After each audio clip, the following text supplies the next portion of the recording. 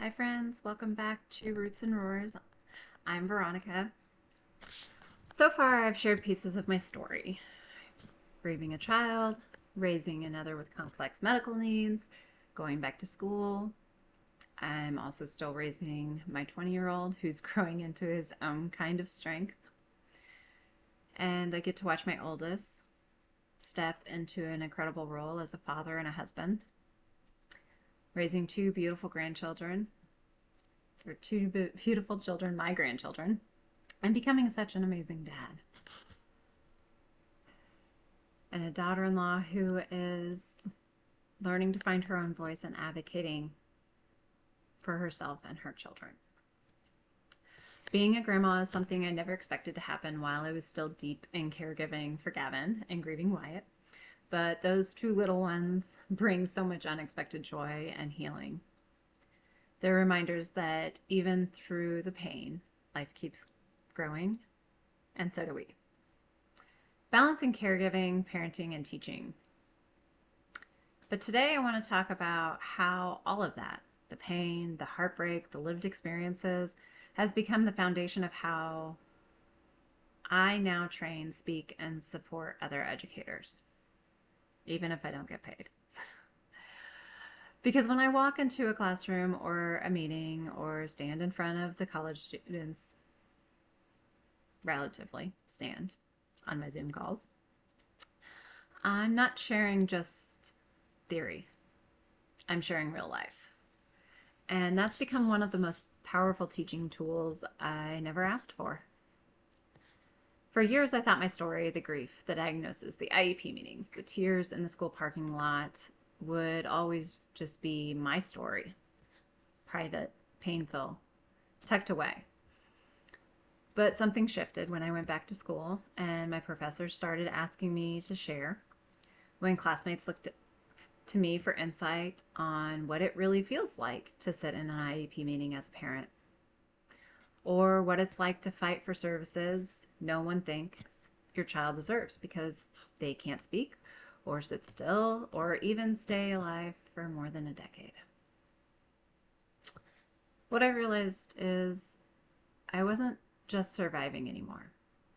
I was teaching, and not from a textbook, but from the trenches.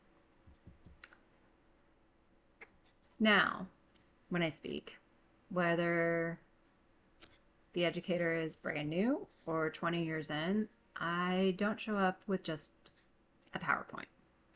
I show up with the story of advocating for my son when doctors and teachers didn't listen, helping my students regulate because I've spent years learning how to respond to sensory needs at home, creating inclusive spaces because I know what inclusion feels like on a gut level, seeing a meltdown and thinking, what happened to you instead of what's wrong with you?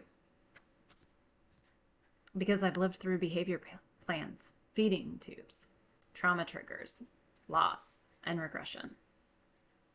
And while my boys never had some of those things, I still lived them. And the other kids that I learned to love and then lost. And I've seen what works with compassion is at the center. And now I use it every single day. It started with speaking up in class, then in meetings, then quietly answering questions for classmates. Now I'm working towards something more.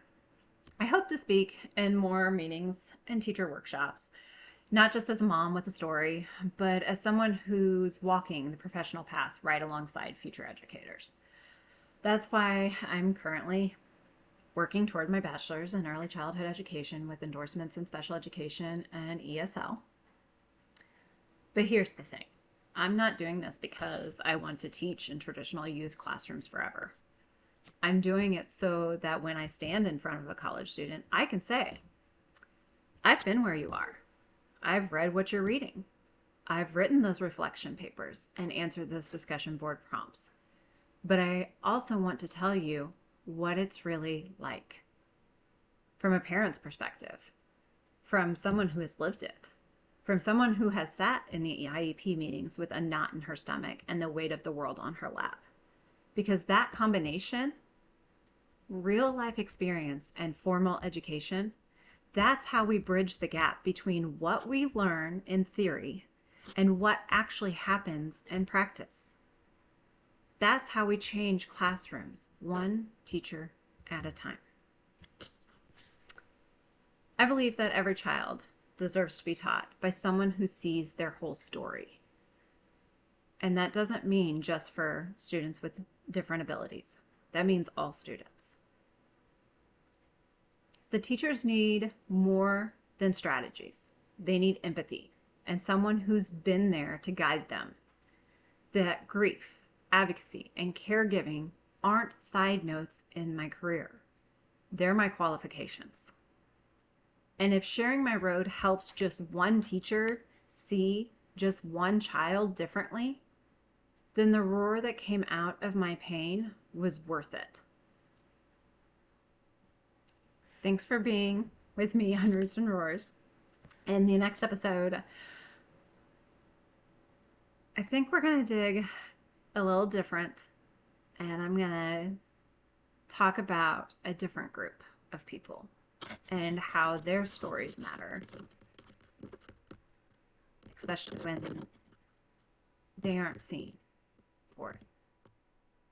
So go ahead and hit that like, share, and follow button, because like I said, I'm going deep, guys.